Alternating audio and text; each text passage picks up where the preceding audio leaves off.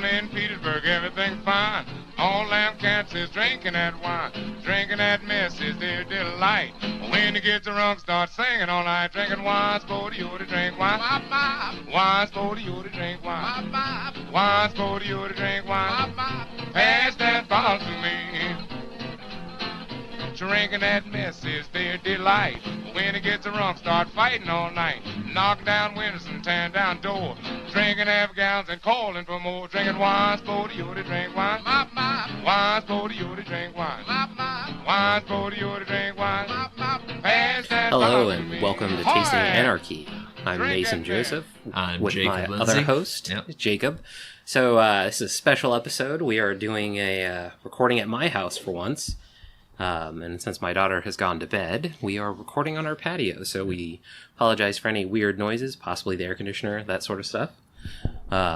This week it is my wine. So we'll get into that real quickly, starting off.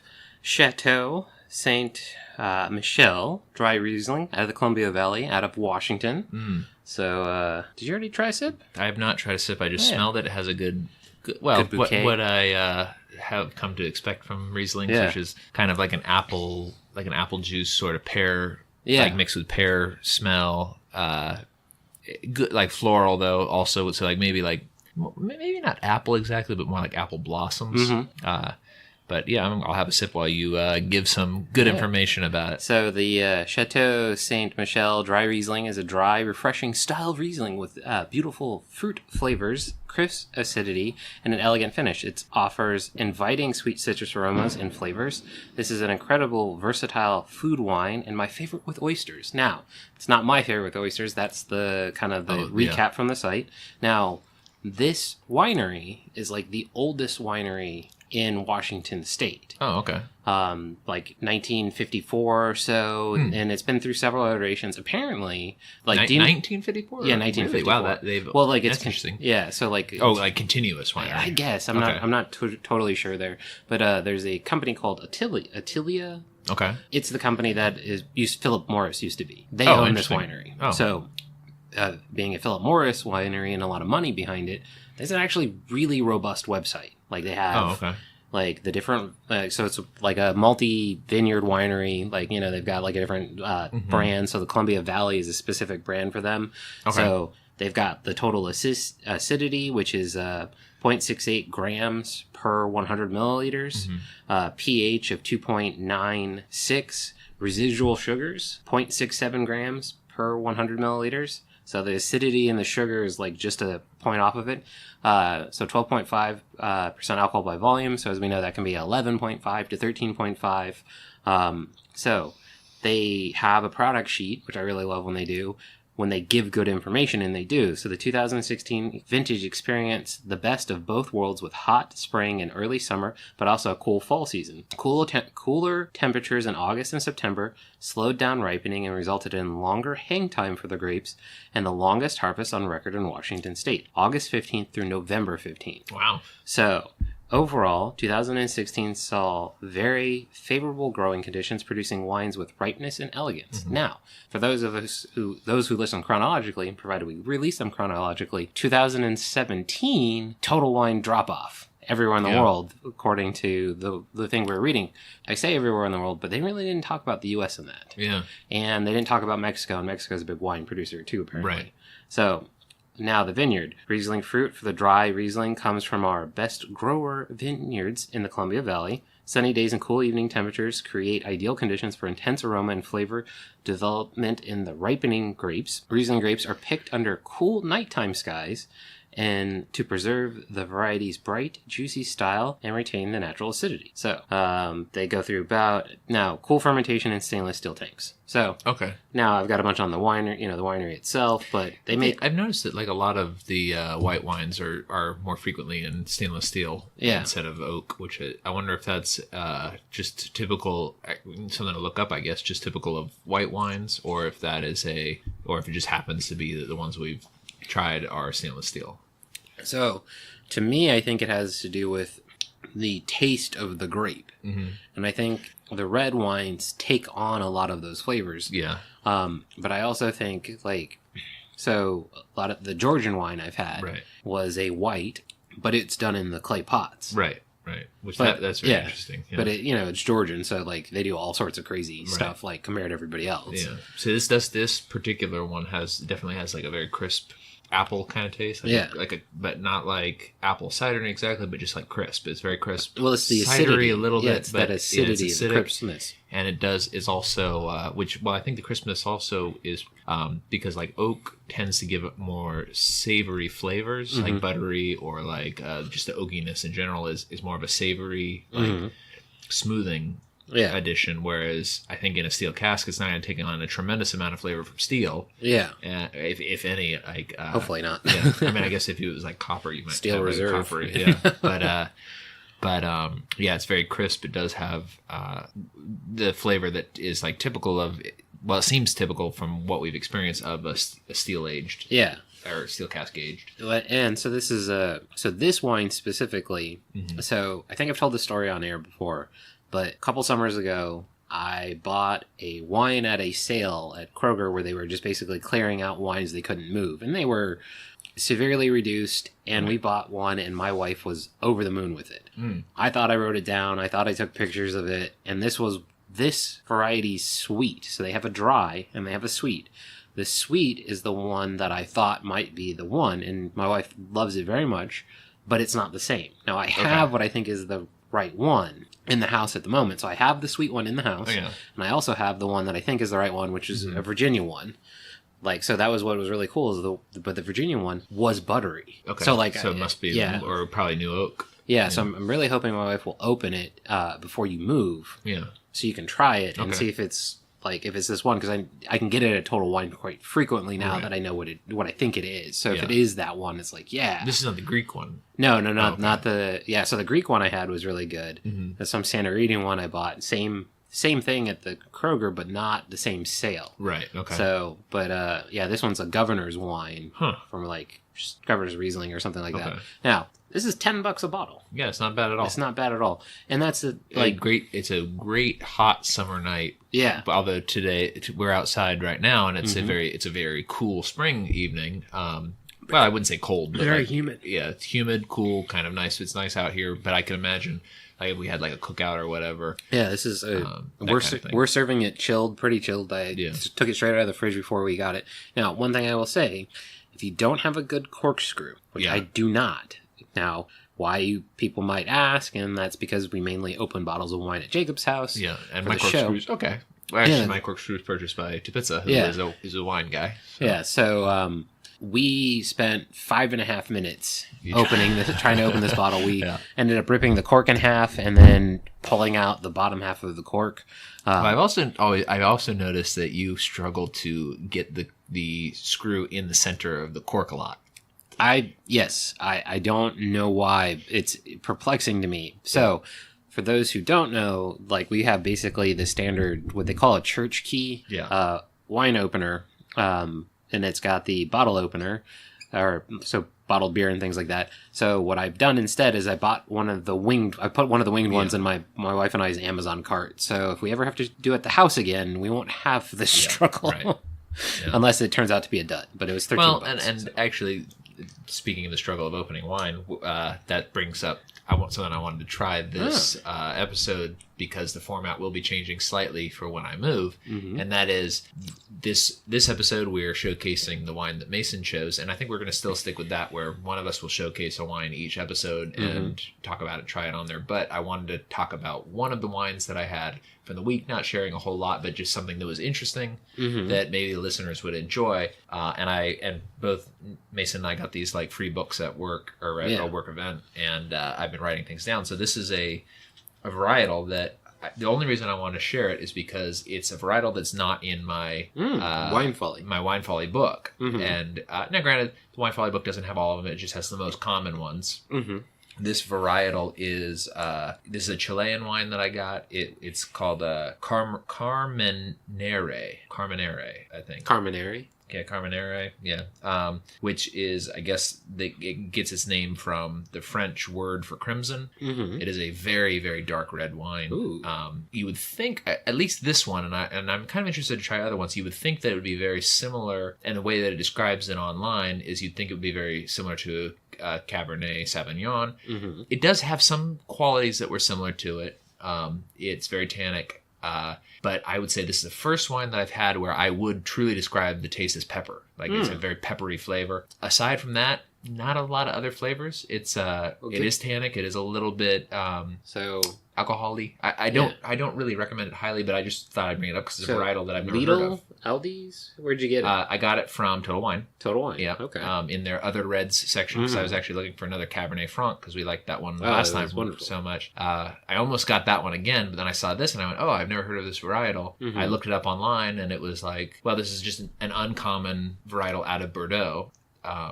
But this winery, this company is called Errázuriz in Chile, and they do single vineyard section wines. That's wonderful. So that's a wonderful very idea. Interesting. Yeah. Very interesting, and I'm sure that this is very different year to year, so I'm interested to try it again. But I just thought I'd bring it up just to share with everybody that this is a varietal that I've never heard of. Granted, I'm not a wine genius, so it may be very common, and it's just not one of the super common ones. It's just not represented well here, possibly. Yeah. But, so, this is one of those things we have in common that is outside of our show and outside of our other disciplines of anarchist thought and things like that. We both love pepper. Mm-hmm. We both, I'm really a black pepper fanatic. Mm-hmm. I love white pepper as well, but because I don't cook. Yeah, white pepper's a little sweeter. Yeah. And it is a good addition to a lot of stuff, but like a nice fresh cracked black pepper tuna steak or something like that is delicious. Yeah, now for me, any pepper I can get, any black pepper I can get, except unless it's really stale. Yeah. But we, get the pre-ground Kroger black pepper and I just go to town with it. So something that I think you would like, but I'm not sure. So, because it was Cinco de Mayo yesterday, the Kroger, and I went to your big Kroger instead of the one in the big Kroger Beach. Market. Yeah.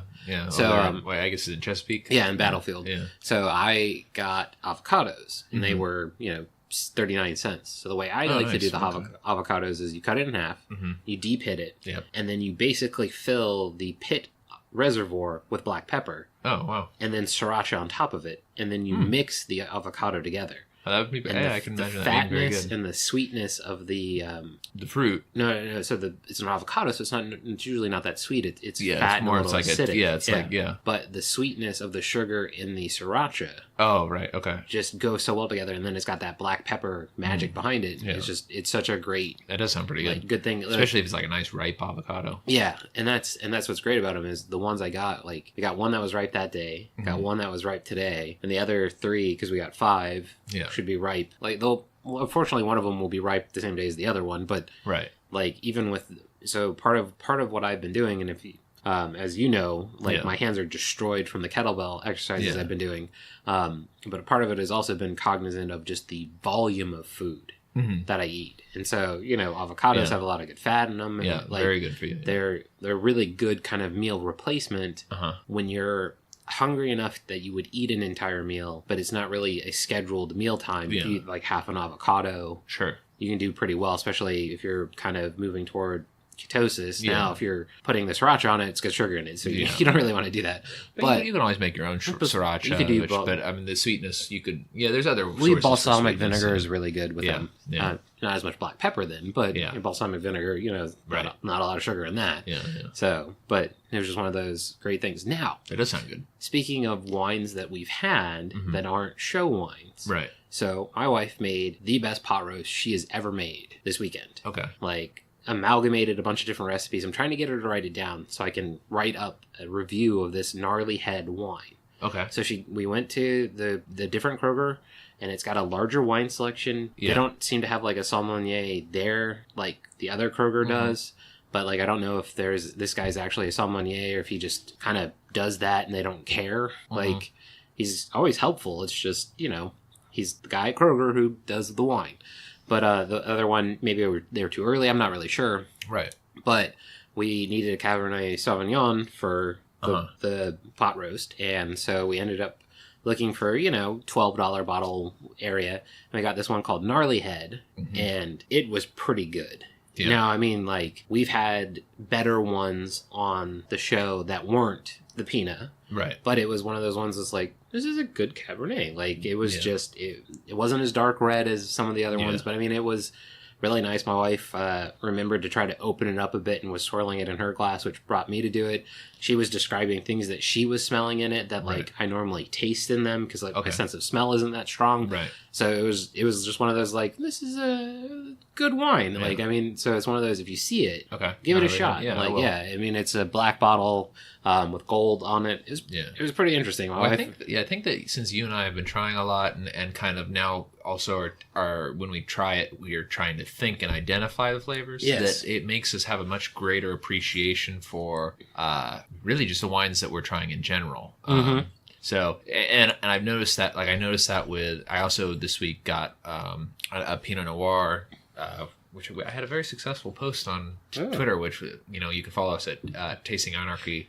Tasting Anarchy on Twitter if you want to send us emails and tell us how dumb we are about our wine selections or the notes that we leave on things. tastinganarchy@gmail.com. Right. So I had earlier this week because I wouldn't say that I didn't like the other one that was. Now I'm gonna have to refer to my notes every single time. The Carmenere. The Carmenere. Yeah. But it was just not like one like I had, and I was like, it's interesting, but it's also not really one that I'm gonna go to necessarily. But I'd like to try other vineyards just to see what it is. But I went ahead and put my stopper in it, which you can get by following our Amazon link on the website. And I'll probably have a review on those stoppers where it's nice because you can vacuum it out so you don't have to drink the wine bottle all at once. It's usually, it'll last for, 5 or 6 days with the cork, with the wine stopper in it, once you've sucked all the air out. But I opened up this Pinot Noir, which was also in my notes, it's called Press Run Pinot Noir. Very inexpensive, $16 a bottle. Well, I wouldn't say very inexpensive, but inexpensive. Not bad. It's a very typical like California style Pinot Noir, so not really like the dark fruit flavors, like not plum, but more like a lighter raspberry flavor, kind of very medium bodied, like that sort of thing. But I posted. I've started getting really into Pinot Noirs, so like I feel like I'm kind of sort of in that same vein or whatever. Pushing off cabs. Not really pushing them off, but like not just being like I only like cabs. Now that we've tried a lot, like I've tried a lot of whites that I like now. To be honest, I haven't heard you say a variety that you don't care for. Yeah. And that's the thing is, like, there isn't a variety of wine. Well, I don't like sherry, but I don't think like I don't think anybody. I think isn't sherry fortified? No, it is. Okay, that's probably why. Like port. I'm not crazy about port, but it's fortified, and I think the issue with it for me is the high alcohol content. I think that could be it too for the nature of the way we drink, and especially with the show where we drink half a bottle of wine. But I think port is one of those wines where, like, if we got a good one, and that's the thing is, my understanding with port is, they have cheap port, but like you got to spend like $140, right, and then you drink like a tiny glass of it after. You have and you drink in the right setting. I imagine it's probably really good, but like that's kind of like with our question with like the Pinot. It's like, is this just the difference in almost $100 bottle of wine? Right. Or is it the difference with this vineyard? Because they do have cheaper bottles, but they don't really have a $20. I mean, I think they had a $22 one. Yeah. But I don't know if they had. And that'd be a good idea to check and see if we could get another one from the same. Yeah. From them, because they only do cabs. Right. And see, is this specific to them? Is this just happens to be like just a magical bottle of wine altogether? Because everything was different about it, except for it was clear that it was a Pinot, or it was clear that it was a Cabernet. So that's kind of that question where it's like, with a lot of these, it's like, are we blinding ourselves? And that's where that's kind of why I've been, for those who don't really see the way I do it, I usually run through a certain price level series of wine for what we're trying. Yeah. To kind of give us a full exposure to the variety. So that way we kind of go like, okay, like this gives us a tasting point. So if we ever do get to the point where the show is, hopefully, you guys are super into it and we're able to focus more of our financial means to it so we can try more expensive bottles of wine and be like, yeah, like I've got a baseline for this flavor. Because like that's part of the thing with Rieslings and Pinot Grigios. A lot of times the acidity is so high up front, or seemingly so, it's hard to get into the flavors if you haven't had them in a while. Right. So that at least that's kind of my experience with them. It's like, oh, this is the acidity I love. It's like drinking sour beer. Right. Like that if you drink half of a sour beer in a first drink, like you just chug half a sour beer, like, yeah, you're getting this huge rush of sour, but you're not going to get the rest of the flavors. Yeah, and yeah, the same thing, because like the sour beers, they are really, and it's kind of got this like interesting funkiness to it, and this is sort of the same thing with wine. Like this is, now that we're drinking a little bit too, like one tasting note or whatever that I'll point out, it is there's a yeastiness to this that I always describe as farmy. And it's not so much in like the gulp or whatever, but there's like a little bit of the taste left in your mouth. And so there is like this, like when you drink a sweet wine, you get, in my family, we always call it fat spit, where you get that like kind of like sticky spit in your mouth. Almost mucusy. Yeah, mucusy. Yeah. And then, but then like when that goes away, then there's this kind of farminess that's very subtle, that's sort of like fresh hay, which is yeasty. Is what like I've learned it is, and I've always been like, oh man, for a while I was describing it as like smelling like goat, but it's not goat exactly. It's what goats are fed on farms, which is this fresh hay, the green hay that's kind of like a yeastiness, and that's sort of like once that fat spit goes away, which is such a like I wouldn't say vulgar, but like a gross thing to describe. Yeah, and that's kind of like the difference, like with your family's like level of comfort with each other. And like my family, and like, my family is like, we're not waspy, but we're waspy. And it's kind of like that waspy where you're like, you don't talk about something like that. Yeah. Like, well, I can see this is how gross we were about it. Like we would get fat spit from drinking something sweet or having sugar or whatever. And we go like spit it where it like drips down and go and suck it up and see how far you could get. Kind of like down. milk spit. Yeah. Which is gross, but like, and thinking back on it, I'm like, why would we do that? And also, like my mom's in town right now, and I'll probably ask her this, or like, why would you let us do that? And she's probably like, well, you're not hurting anybody, and like, and you're entertaining yourselves. And that's one of my regrets for this episode is it was such a pleasure to have your mom on the show, but the other circumstances that are going on at your house at the moment. Yeah, well, I asked her if she wanted to come over and be on the show, and she's so tired because she's been traveling. My dad's in the military and stationed overseas, and so she's been traveling for the last month and a half all over the United States trying to see all my sisters and stuff, and I think that this is her. I'm a very relaxing person to be around. Apparently, you can be. And so she told me this when I dropped her off just now at her hotel. She was like, I like starting the vacation and ending vacation with you because you're the most relaxing person, or the most relaxing of my kids, and like you're pleasant to be around because you're not demanding, you don't really want anything, but you're also very eager to like give me things, like so like. Oh, Mom, would you like to go out to dinner, or would you like to do this, or whatever? And also perfectly content if I say no. Yeah, so, I mean, that's fine. Like I'm very relaxed. And what's funny is like, and so this is kind of this is a different episode than our normal, right? Because we don't really both have an article prepared. Like I do have one. We have one, later, but I don't have one. I don't have a counter article, not a counter article, but I don't have a fresh topic to really talk about.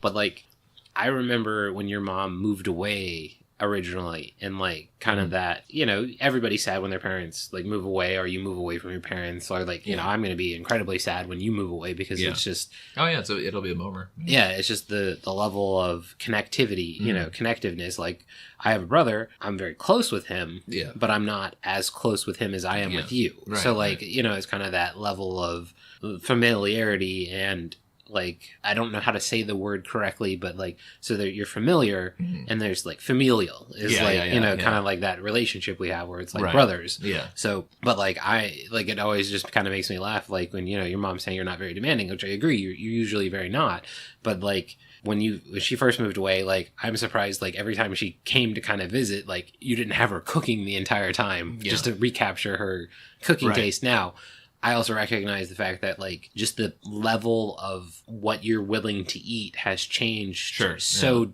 drastically and opened up, because like you were always willing to eat stuff before, but like the flavor profiles and everything like that has changed. Well, that's because when we were at lunch today, we were talking a little bit about that, and we went to Catch 31 over there by the Neptune statue, and for like an early Mother's Day thing with my wife's mother. Victoria is my wife, and my mom, because Mother's Day is what, 5 days away or something like that? It is exactly 1 week away. Oh, 1 week. Okay, so it's next Sunday. Yeah, all right.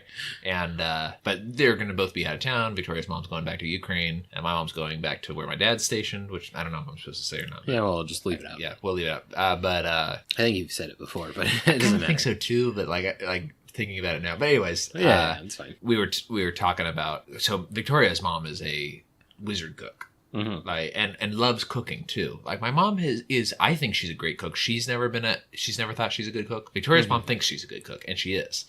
My mom's never thought she's a good cook. And I brought it up today. I was like, man, I like everything you make. And she was like, wow, that's like, she's like, that's interesting. And she's like, I knew you did when you were a kid, but you and your dad had like so much more food and so much more flavorful food than what I cook. I was like, yeah, I mean, I said, no, your food's flavorful. It's just a very specific flavor that's like British. Yeah, it's like white people flavor. Well, it's the classic British flavors. Yeah, like very heavy food. Very, I would say gravy intense kind of. I think very fatty. If you're Southern, and this is surprising from a woman who's from California, and it's not like your mom is a transplant to California and then like is left. No, your mom's Californian. Yeah. Like, it's Southern comfort food, right? It is, but like without the pepper, salt, and stuff like that, and some of the spices, like some of the back end spices that could be in a lot of it. Yeah. So like like Southerners, for example, are really well known for fried chicken. Mm-hmm. So like my mom's version of fried chicken is. And actually, this is one of the few things that she makes that I don't really like that much. Is her version of fried chicken. Although she makes two types, and one of them I like, and one of them my dad likes, and she always cooks the one my dad likes. But the one that my dad likes is like, instead of like a batter crust, she uses like a breadcrumb crust, and like I've never kind of like a shake and bake. Kind of, yeah, more like shake and bake than fried chicken. But she always call it's like fried chicken, but then they bake it instead of like deep frying it. Yeah. And like I've never liked it. And whenever she made it, I was always like, is there any vegetables? Because I'll just eat the vegetables. But then she makes like this red chicken that I like, which is like 1950s Betty Crocker barbecue chicken. Before like barbecue was like a mainstay in America. Like it was like, it's like basically like a ketchup based barbecue sauce, very sweet. And like a lot of that type of food. Where I'll never put down a ketchup based barbecue because there's so many, like one of those things, like if you don't know American cuisine, like a lot of cooks, like a portion of their like barbecue recipe is actually ketchup. And when I first heard that, like I thought it was just nonsense. Right. And then it's like, no, these guys are like, so if you follow like people like Anthony Bourdain, like these are people that he looks up to. Yeah. And they're like, no, ketchup's involved. And you're like, oh, okay. Like, this is not baloney. No, well, and that's the thing is like that's what I would describe my mom's cooking as is 1950s Americana. Yeah, because it's very almost all of the stuff that she makes is out of the Betty Crocker cookbook from 1955 because that's what my grandma had and that's what she learned to cook at. Well, I would also say like your mom got married young. Yeah,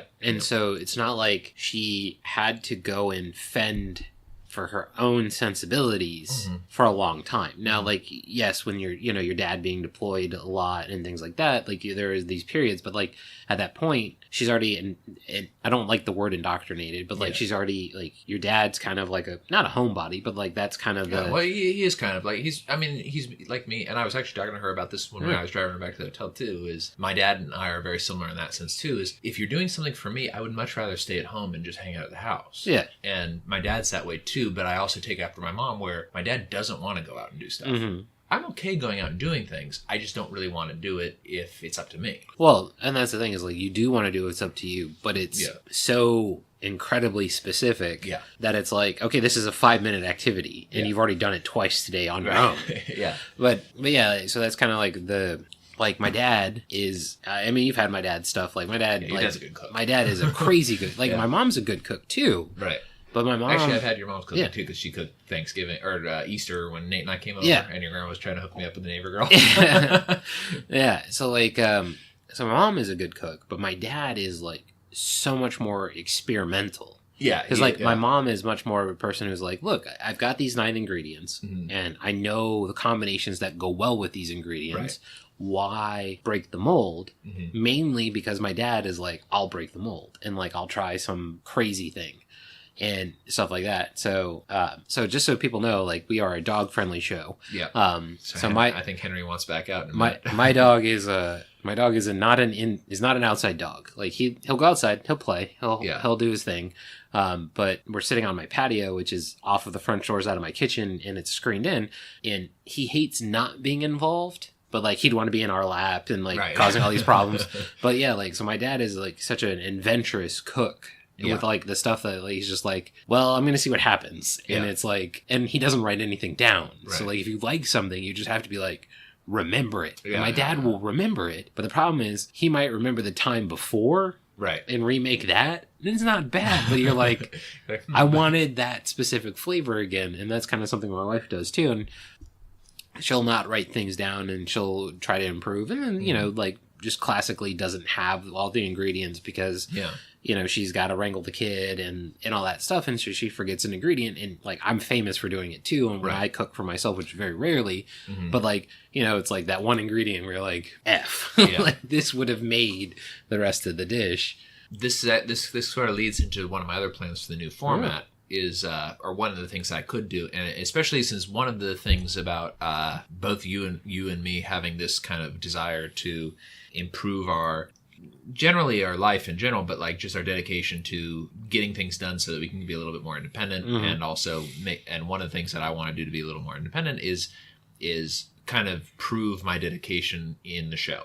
And same thing with you. Like, I think, you know, so one of the things I thought might be a good thing that will help keep me on track a little bit is I do the majority cooking in our house. And one of the things I thought might be a good thing is at least once a month is doing a blog post of a dish that I cooked paired with a wine. And now my wife doesn't drink wine. The only thing alcoholic that she really likes is sangria and Baileys. And my wife makes some mean sangria. Yeah, she does make a good sangria.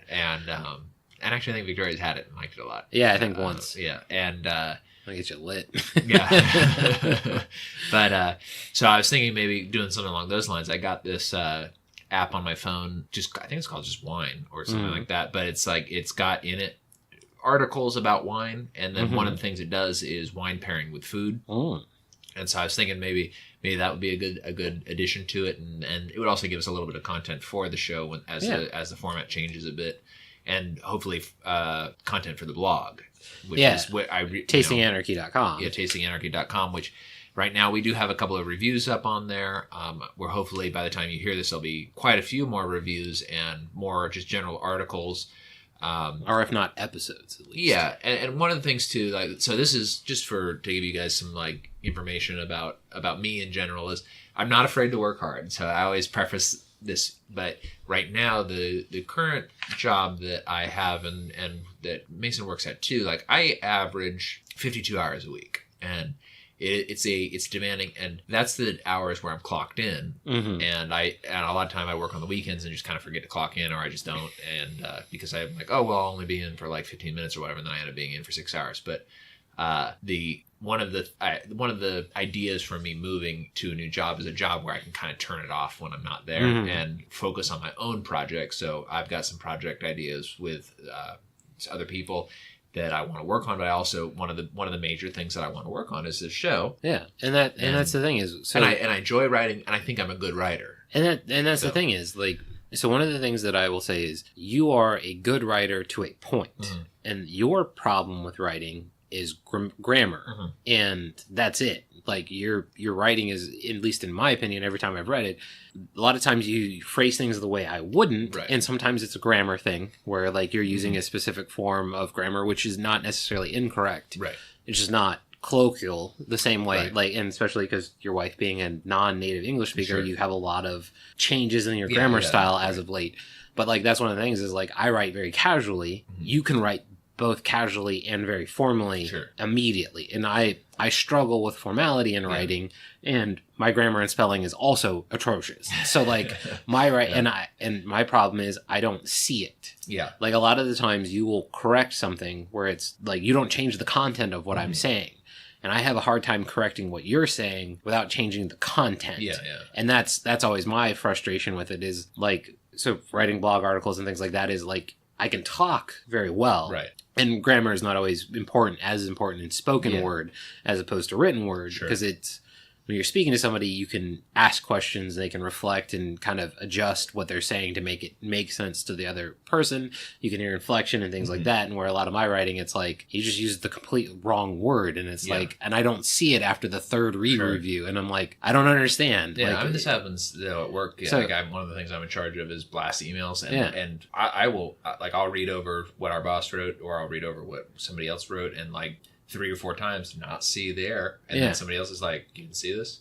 But yeah, I mean, it's like, hard because if you know what it's supposed to say. Yeah, at a certain point, I don't understand why they ask you to read anything over. I don't know. Like, unless it's technical. Right. Or, like, kind of as a, hey, everybody else has read this, just give it a once over, and, if you really don't see anything that's super glaring, send it out. But, like, yeah, that's kind of our goal with this show is to explore wine, is to learn, but it's also to take you all on a journey. Yeah. And so one of the things that,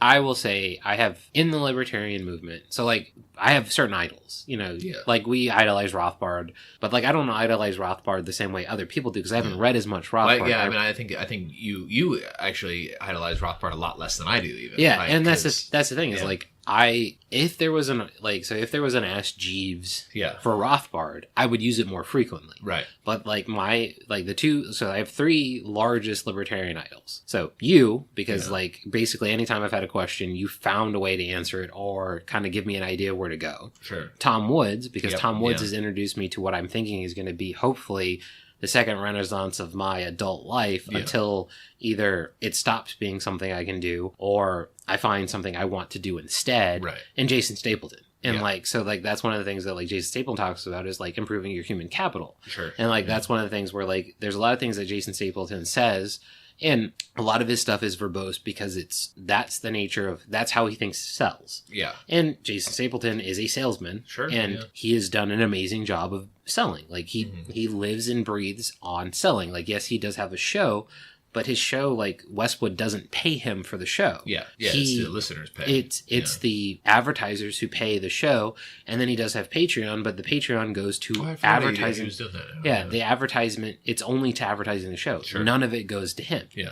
Now, maybe some of it goes to Lindsay, who's his producer, which you didn't originally like as much. I think she's great because I like her okay. Yeah, I think she's... I like the old guy better when he was like Darren. Stuff. Yeah. But see, I think Lindsay's a good foil because she's new to the ideas. Well, she just sounds drunk all the time to me. I don't think so.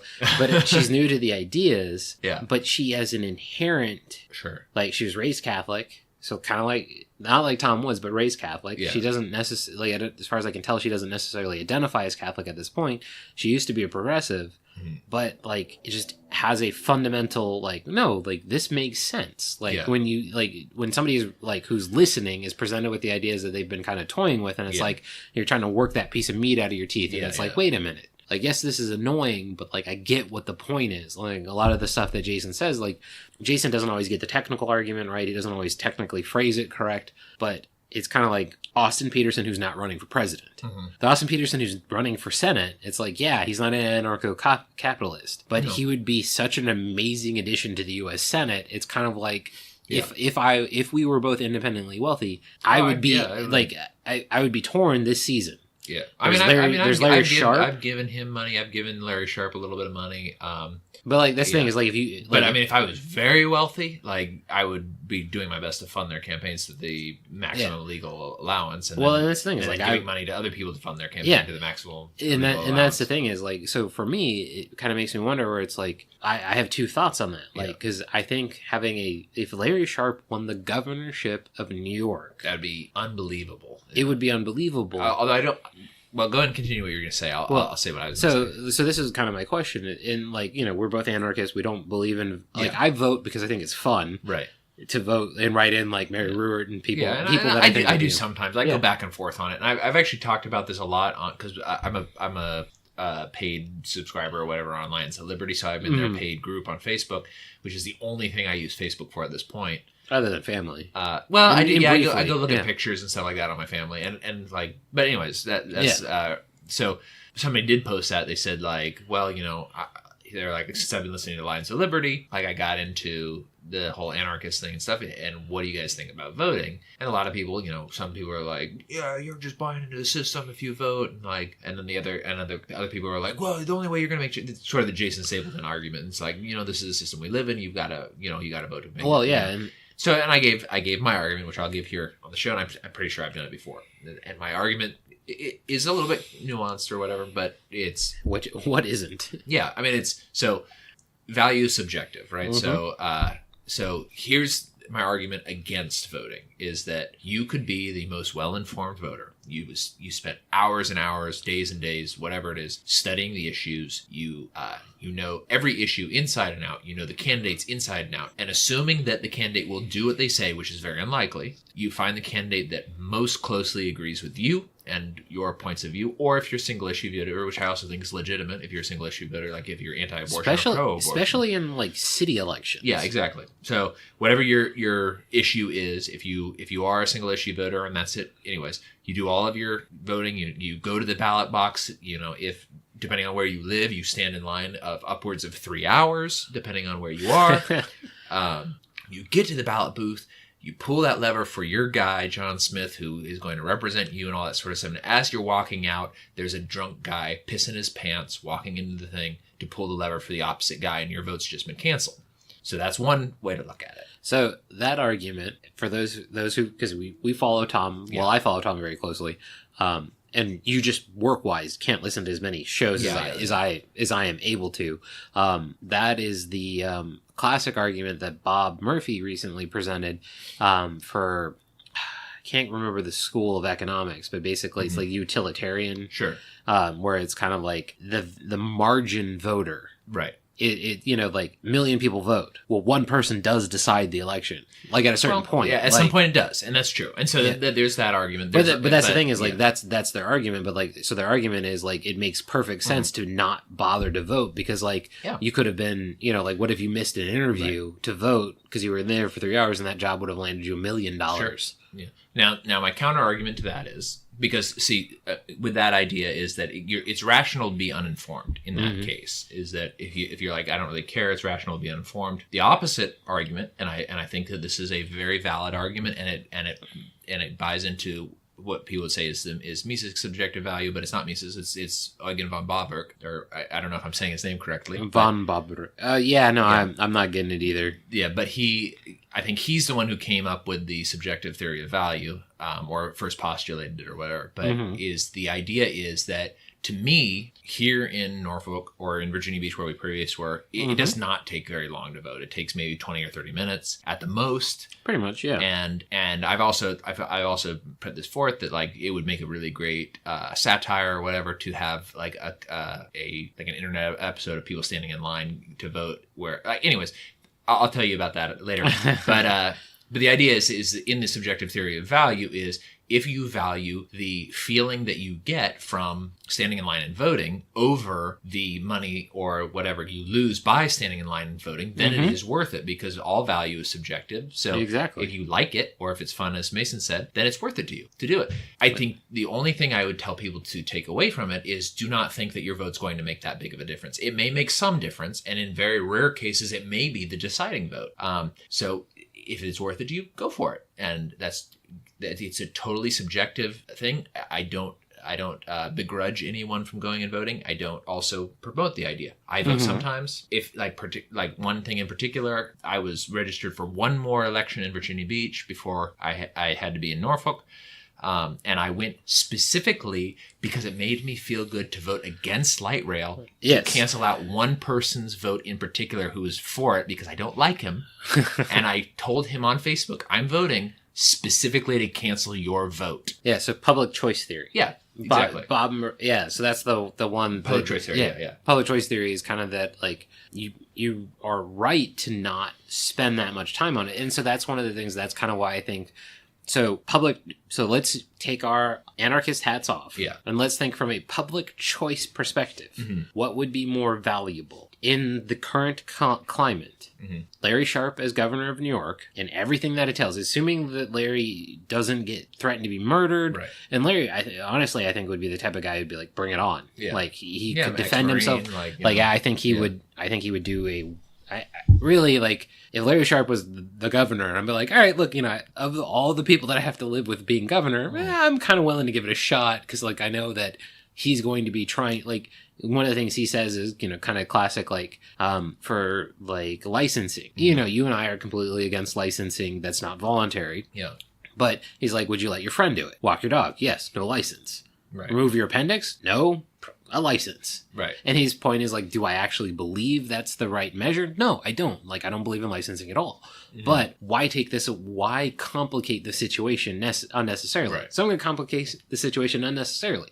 Yeah. Let's say Austin Peterson and Larry Sharpe are both going to be exactly what they represent themselves as. Austin Peterson is the Republican nominee for Missouri. Mm-hmm. And it's not like the Republicans are pussyfooting around with it. They're actually putting their money behind it, like doing what they would for any other Missouri Republican candidate for Senate that wasn't just an immediate shoo-in. It's like, right. Like John McCain. Like, John McCain never has to run in his state. Yeah. Like, it's just John McCain. Missouri, like, I'm assuming, like, it's going to be a battleground. Like, their Republican guy got kicked, like, passed away or quit. Right. So they're trying to have another Republican in. So it's that, or Larry Sharpe running for governor with a legitimate chance, and not like this, like, weird measure. What do you think would be more effective for our government, or for our governance? Well, I think, so this is the problem that I think, let me think here for a second, because my biggest problem with Larry Sharpe being governor of New York is I honestly don't think he'd be able to do anything. I think it would be a good platform because it is a large state, and I think that it's the third most populous, if not the second most populous state. Yeah, and so I think it's a large state. It would be fairly public, and I think that Larry Sharpe's objective, and it always has been his objective, is he does want to make change, but I think his primary objective is education, putting the ideas forward. And so as governor, he might be able to do that pretty well in New York, particularly upstate New York, which does have a large libertarian bent. Even though it's right next to Canada. It's surprisingly, yeah. But I mean, like, from what I understand, the big problem with New York is Buffalo and New York City. I don't know much about Buffalo, but I know New York City for sure. Yeah, and so, there's weirdly secession movements of New York City, but there's also secession movements of upstate New York to of all places move their capital to Buffalo, which does tend to be a little bit more conservative than New York City. Also, New York City, a lot of the funds from New York State are funneled into the city. It is a major economic hub, but it's, for the first time in 30 years or something like that, the population is expected to decrease in New York City because most of the people they're being taxed out.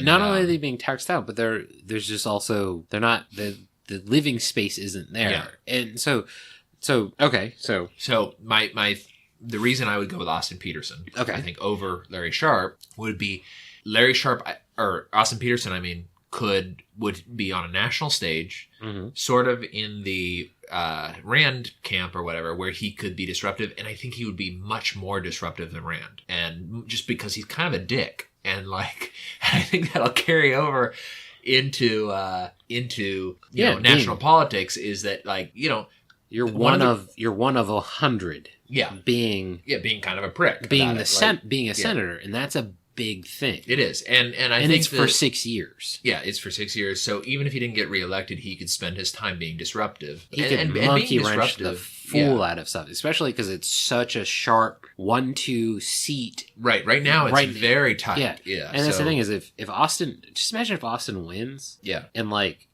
5 states flip Republican senators, and, like, they flip Republican senators on the Trump side, right? Not like McCain. Yeah. Who might die soon, which would be awesome. I don't wish death on anybody because I'm sure. No. I'm ready for. I'm not a religious person. Yeah. I'm ready for John McCain to meet whatever maker exists to receive whatever his reward is. Yeah, because I mean he is a terrible person. Human being. He's a mass murderer. He's my favorite person to tweet, like, mass murder texts to, or mass murder tweets to. Well, I mean, if I was if I had more understanding of how Twitter actually worked, I would just be tweeting that at Dianne Feinstein, just because I know. I do her too, and because I know if Dianne Feinstein sees it, it pisses her off. John McCain doesn't. He can't read. Care. Yeah. Like, but I mean, like, actually, I had recently was Schumer. Chuck Schumer. Yeah, he posted this thing. And this is the thing, is I say he posted. I know it's not them running their Twitter. Well, I mean, if it's not Trump, you know it is. Yeah, well, that's true. But like, awesome. But like, he posted this thing where he was like, we need more funding to help the opium epidemic or whatever. And I posted, and I replied to him. I said, how about using those funds that you voted to spend on U.S. troops protecting poppy fields in Afghanistan? Or, the funds for the direct troop involvement. Oh, that's what I wanted. I meant to save that article. Yeah. The direct troop involvement in Yemen now. Yeah, yeah. Like, we're leaving Syria, but we got to somehow be involved in Yemen. Right, which is Obama's legacy of nearly 1 million people dead already from shitting themselves to death. Yeah, and this is what I love, Obama. Yeah. So, and this is so my thought was, So Jason Stapleton had Larry Sharpe on. I haven't listened to that one yet, but it's saved. Oh, yeah. It's really okay, good. Yeah. Did you listen to the one where he had Austin Peterson on? No, but I will. Cause I know he and Austin are friends, and I actually like Austin a lot better now that he's not running for. Yeah, and here's the thing: it's like I didn't listen to all of that episode. Yeah. It's a very good episode, but the one with Larry Sharpe is even better because Larry Sharpe, like, he legitimately. So New York is a polarity state. Yeah. So if he can split the vote, right, he may actually win.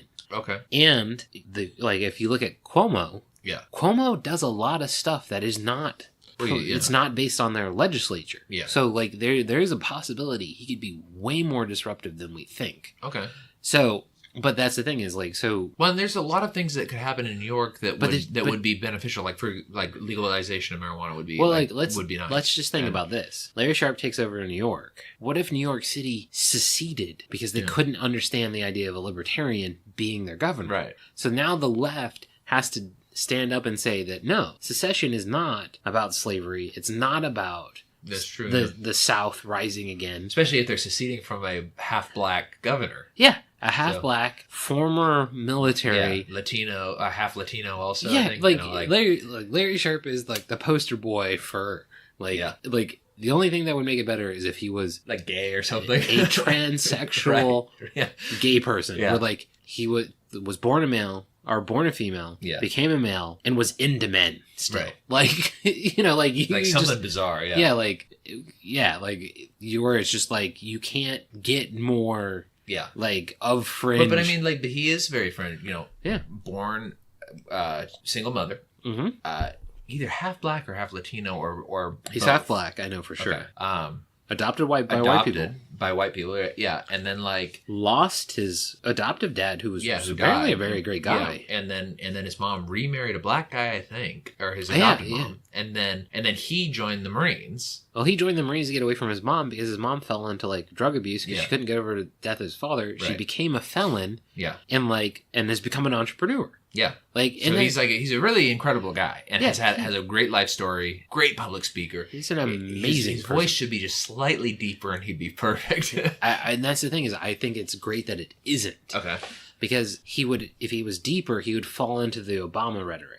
Of the speech. And Larry Sharpe doesn't speak that way. He speaks like a New Yorker. He does. He sounds very New Yorker. And that's the great thing is he speaks like a New Yorker, but he doesn't sound like Trump, who sounds like a New Yorker. Yeah. Because he's from Queens, and Trump is from Manhattan, if my understanding is correct. No. Trump's from Queens, too. Oh, man. I think Sharpe is from Queens, too. Yeah, but Trump is from, like, higher class. Well, our boss actually, who also grew up in Brooklyn but delivered newspaper in Queens, used to deliver to Trump's house, and he always was like, now granted he's a big lefty, but he was also a big Trump supporter originally. Yeah, originally. I know he's an interesting guy, but like so that sort of thing. But Trump does sound kind of like a pompous New Yorker. Yeah, like the type of New Yorker that I'm not crazy about. Although I'm not crazy about New York in general, but like I like Larry and. Well, and that's the thing is like, so Larry Sharpe has the possibility of becoming the governor of New York and stopping the outflow of New Yorkers. Right. Because what he's basically said is he's going to nullify New York law. Right. By not funding it. That's a good idea. And he's just like, what are you going to do about it? So he can veto And they have to override his veto, which they'll probably do for some things. Yeah. But he'll enforce the laws by not enforcing them. Basically being like, no, this doesn't meet the New York Constitution. This doesn't meet the U.S. Constitution, which I don't like. I know Larry is smart enough to know that it doesn't matter if it doesn't meet the U.S. Constitution. Well, I mean, Larry Sharpe said in the past that he's an anarchist, but he's also a pragmatist. Yeah. And he's an incrementalist. And that's what I rather than a destinationalist. And he's like Jason Stapleton in that regard. And that's what I love about Larry is he's willing to do the time and be the guy who has the terrible legacy, which to you and I is like the wonderful legacy. Yeah. But just imagine New York, the second bastion of progressivism in this country, falls to a libertarian. Yeah. Oh, yeah. And then New York shatters. Right. That's the second most populous state. Yeah. I think it's either second or third. I can't. Yeah, I think like, Texas might be bigger. But I think Florida is actually. Oh, is Florida bigger? Florida is huge. Okay. And that's one of the things that people don't really follow is Florida is very large in population. Okay. But so like let's say it's in the top 5. Yeah. The top 5 state splits. Yeah. And economically it's the second state. Yeah, it's economically huge, yeah. It's the second state and it splits. So having the governor or having the junior senator of Missouri out there pissing in people's Kool-Aid, which I agree would be wonderful. Right. Like, if I had to choose, I go with like Larry Sharpe breaking New York. That'd be great. I mean, maybe from that perspective, I think you've kind of swayed me on that. Is like if there was a good possibility that he could split the state. Yeah. And and now that I think about it, because I wasn't really taking that into consideration, I know that there is a movement from upstate New York and also just the city of New York. And actually, within the city of the New York, several boroughs who want to split off as well. From Manhattan and Queens. Right. Yeah. Well, I mean, like the Bronx, for example. That's what I'm saying. The Bronx and Long Island. Or not Staten Long Island. Staten Island. Yeah, they both want to, Staten Island's Trump territory. Yeah. And also the Bronx is predominantly black, and their big problem is that they say that like it's something like 30% abandoned. Yeah. And they're like, we can't build housing here because the way that the city regulations work is that there's squatters inside these buildings and they're rent controlled. We can't drive them out. We can't get them out. And then, so like, and actually this is sort of a weird racist thing that like the city has gone against a lot of Jews because the Jews have been hiring like other black people to drive out homeless black people from different areas so that they can raise the buildings. Yeah, so basically they can prove that the building is abandoned because they get people who are willing to do bad work. Yeah. And it's not even bad work. It's just not work that you or I would want to do to clear out the building. And that's that's the thing is like, so I don't even think Larry Sharpe would split the state. And this is one of the arguments, and Larry didn't necessarily bring this up, and I don't think he was thinking that way, but he was talking about like the idea of if New York falls to an L, why would Idaho not? Yeah. And there like Idaho falls, and then like Idaho's like, well, these long range, missile bases and stuff like that. Like we're just going to cut off funding. Like we're just going to cut off the water.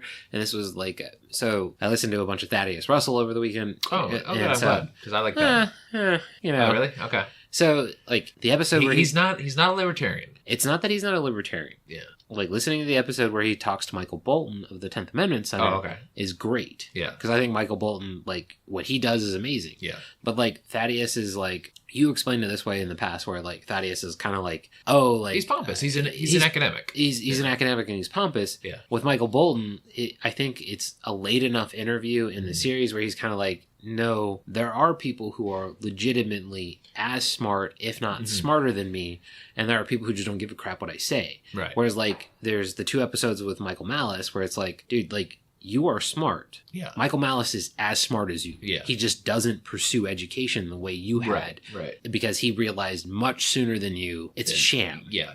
And that's the thing that, like, people, like, one of the things I love about Michael Malice is like, no, like, you want to have a insult argument? I'll have an insult argument. Yeah. You want to have an insult argument with somebody who basically could have had 2 PhDs by the time they were 26? Well, let's have that argument. Right. Like, Michael Malice is a very smart guy. And it's like, I mean, of course he is. He's a Jew.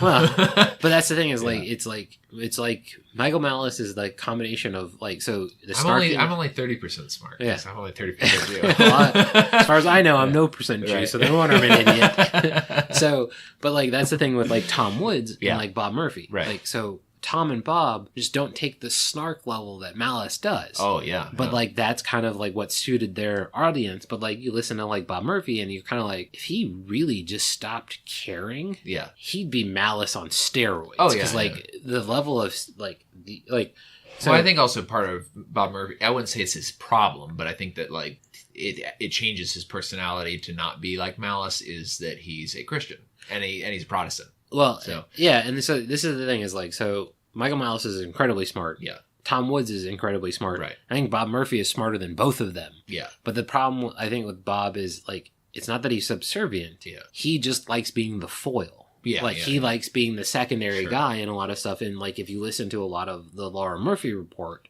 you can kind of see it's like, no, Bob is perfectly capable of leading a podcast. Oh, yeah. And, like, Laura Murphy is incredible, or Laura, Carlos Laura is incredibly smart too, but he's not book smart. He's world smart. World smart. And now he could have been book smart, and he still could get a PhD, like, easily. Yeah. But, like, that's where you see Bob Murphy, and it's just like, no, like, he is incredibly intelligent, and it's kind of like that Lou Rockwell level of intelligence, where it's like, okay, so if I wanted to go around insulting people on Twitter, like, I could make pedantic arguments, I could make subversive arguments, I could make every range of arguments that you want. I'm just not going to waste my time, and Bob Murphy is kind of like, no, I'm busy doing other things, like, I'm helping people escape the financial system by like doing, with infinite banking, which you can find out about that on the Laura Murphy report the Laura Murphy report. Yeah. Very really good podcast. It's ponderous. It's so like it's not boring, but it's long and it's very detailed. Technical. Yeah. It's very technical and it's technical and this is one of the things that always kind of drives me nuts about the Laura Murphy report is it's awesome. Yeah. It's good information, but like they're always like, well, then go seek your own financial provider. I'm like, no, Bob, I want you. Right. Like, and you clearly know what you're doing. There are licensed infinite banking guys or whatever that if you go to their website, they'll talk to you about it. And that's one of the things that's on Victoria's and my list for as we kind of move forward, particularly now that she's almost done with school. Congratulations to my beautiful wife, Victoria, who graduated yesterday. Although she still has 2 classes. Oh, was he there? Different schools. Oh. Yeah. Which school did he graduate? 2 p.m. He did 2 p.m. engineering. Oh, bummer. But so she, Victoria graduated with double major in economics and business analytics, and which you had double major too, didn't you? Economics and accounting. Accounting, yeah. Yeah. Thinking about going back to ODU for business analytics. Analytics is cool, but according to Victoria, she says they don't teach you enough like legitimate analytics. Yeah. So that's the thing. You learn it on your own. And that's the thing is like I need the structure of a class. Okay. Yeah. Okay. And there are a couple of people in there that like I know one of the guys that your wife hasn't taken many classes with, but she's taken one over the summer where I'd basically go and be like, what do I need to learn? Is he the Excel guy? Kelly Al, yeah. Okay, she does like him a lot. Yeah, she says he's very good. Yeah, he's a wizard. Yeah. So anyways, but like, so I lost my train of thought in that, but, as we move forward or whatever, as her and I move forward, one of the things that we would like to do is engage in this infinite banking. So or at least look into it more. I agree and I don't agree. So I've looked into infinite banking a lot, but I also, one of the guys that Zero Hedge and Lou Rockwell will post articles from is Simon Black. Okay. And Simon Black is from the Sovereign Man. And Simon Black is a guy who's, if he's not a multimillionaire, he does incredibly well for not being so. But I'm pretty sure he is. Okay. But he has like the largest organic blueberry farm in the world in Chile. Oh, okay. Like he's an American who moved to Chile and opened does all this stuff. He's so like Peter there's a podcast from the Sovereign Man. So there's about 100 episodes, but like there's a podcast where like there's another cruise. So there's Contra Cruise, but there's another cruise that is not their cruise, but it's like our economic sphere. Right. And Schiff is involved. Oh, and he and Peter Schiff are good friends. Okay. And he's got a completely alternative view on how to do your finances. Oh, interesting. Okay. So, and this is one of those ones where, like, I'd really like to know what his thought of the infinite banking concept is, because you and I both agree with a lot what Peter Schiff says. Oh, yeah. And Peter Schiff isn't an infinite banking guy. And Peter Schiff is the type of guy that Peter Schiff is, although I like him a lot and I agree with him a lot, he is very, very conservative when it comes to finances. He is, but But that's the thing with infinite banking. It's incredibly conservative too. Right. And he doesn't recommend infinite banking. No, yeah. But I don't know. And this is one of those ones where like I'd love to have him in a room and have him explain why he doesn't consider it. And I think part of the reason he doesn't consider it is there is no foreign component. Oh, that makes sense. And that's kind of my problem with Bob Murphy's reliance upon infinite banking is it's kind of like a Protestant standpoint where like it relies upon the idea that the United States is always going to exist. Right.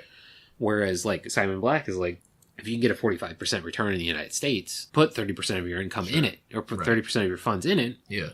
But also have these 6 other things that aren't related. Well, I mean, that makes sense because, like, even like, whenever I talk to people who grew up during the Cold War, which you and I mean, just you and at the end of it, the very end of it, but like, or like actually talking to Victoria's mom a little bit about this is that like even from her perspective, like because she was in the Soviet military at the time, they didn't think it was going to happen. Yeah. Like, they were like, no, this is going to be here forever. And my like talking to my dad and my mom, and I'm sure like the CIA knew and like higher ups or whatever, but maybe not. I don't know. But plenty like, of questions. Yeah, but like from my parents' generation to your parents' generation, your parents are a little bit older than mine, but not much. Your parents are about the same age as Victoria's mom, and like from their perspective, even from the other side of the Iron Curtain, was that no, this is going to be there forever. And then it was really like just 1 year just gone. But that's the thing is like, so from that standpoint, there's no concept that these businesses would stop existing. Yeah. But that's kind of my thing is like, I'm also super interested in the infinite banking concept because I like there's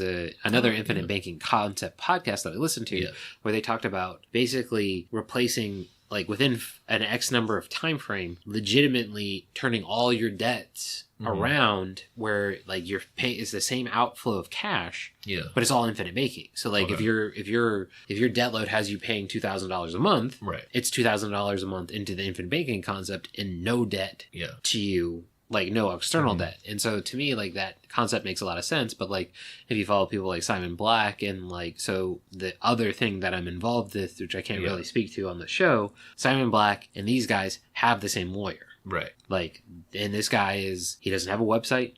Like he's listed on several bar associations. Right. And like there are some places where like he was a partner at some point.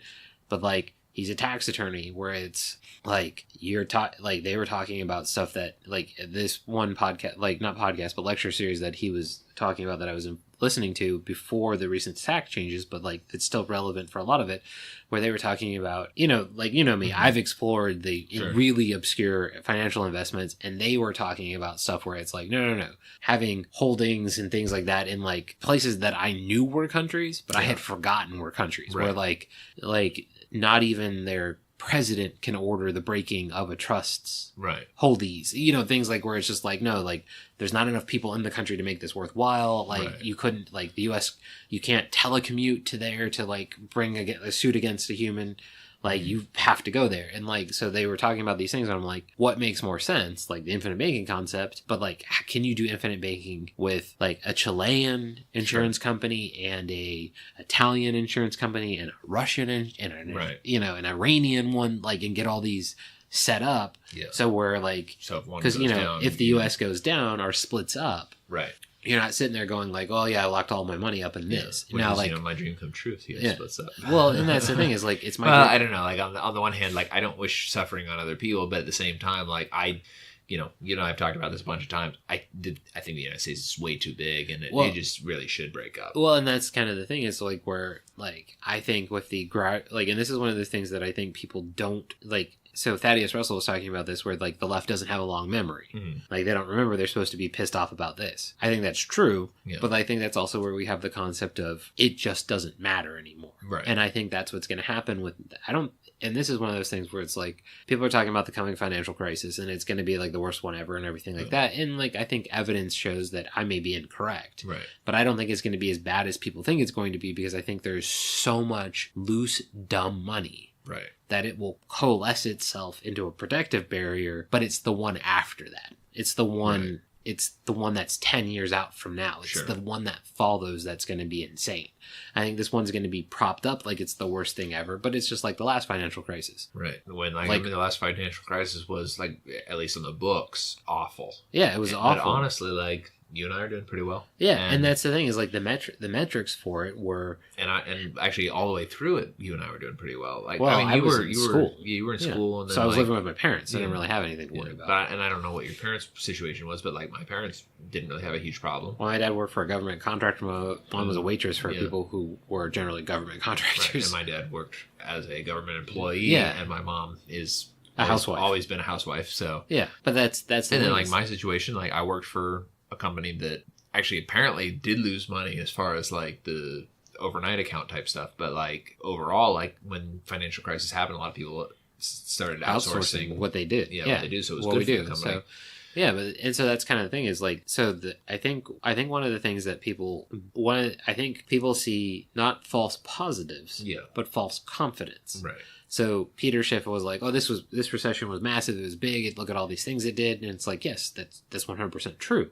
Yeah. But look at the 21 recession. Yeah. Like the depression never was as bad year to year as the 21 recession. It just lasted for so long. And so I think that's kind of one of those things where it's like people like they have this measure and I don't think they're wrong, and I don't think they're wrong to think what they think. Right. I just don't necessarily agree. And there's a couple. It's like Schiff's logic now is like they're just not going to let it happen. Right. Like, well, then there's also then the Stapleton argument, which is like sort of along those same lines. They're not going to let it happen. Don't let it happen to you.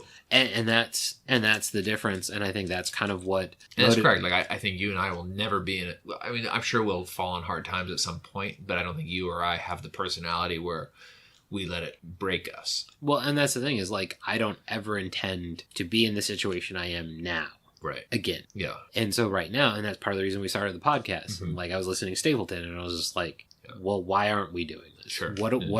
And you know, that's one of the ones like I apologize to you about this. Like I like the idea of the dream show. Sure. I just can't sustain that. Like it doesn't. You're not interested enough in dreams like I am. Well, I don't dream. Yeah. And when I do dream, it's things I don't want to talk about, where it's just like I'm not comfortable with what happened, and I don't remember enough what happened, and I don't care to remember what happened. It's not fun. Like I'm not. I'm not talking to my grandfathers. You don't have like 13 years worth of dream journals or whatever. Well, and this thing is like I'm not talking to my grandparents. Like I'm a different person, and I'm hitting people I know that are zombies in the head trying to kill them. Yeah. And they're not actually people I know, but like it's the dream familiarity. Well, I mean, and they're not dying, and it's like, and I'm running for monsters the entire time, and I'm not scared, but like it's just at a certain point I'm like, this is tiresome. Like this isn't real. I know this isn't real in the dream. But like it's not that like I'm dreaming, it's just like this is unreal. But I think that like maybe it's also for me because I believe in like the power of dreaming or whatever it is that it is a much more informational experience to me than it is like actually this is sort of like yours and my drug experiences, where like whenever I have like a profound drug experience I'm like, oh, the information that the aliens told me or whatever, like never aliens but like what was released to me. Yeah, what like the information that I received or whatever from this profound, even like some very like extreme marijuana experiences from like heavy edibles that Nate made or whatever, like where like I close my eyes and like I see things like this is informational to me, like this is intense, and for you more, or like with DMT where it's like all these things happen, and for you it's like the walls were breathing, and like that's the extent of it for you, where it's like for me it's like, well, the walls were breathing but like it was in Morse code, and so I had to look up the Morse code and what it was telling me was live, or like you know, like that kind of thing, you know? And I'm just like, how do I get more? Right. How do I go further with this? And that's the thing is like I've always tried to have the breakthrough experience, and I never have.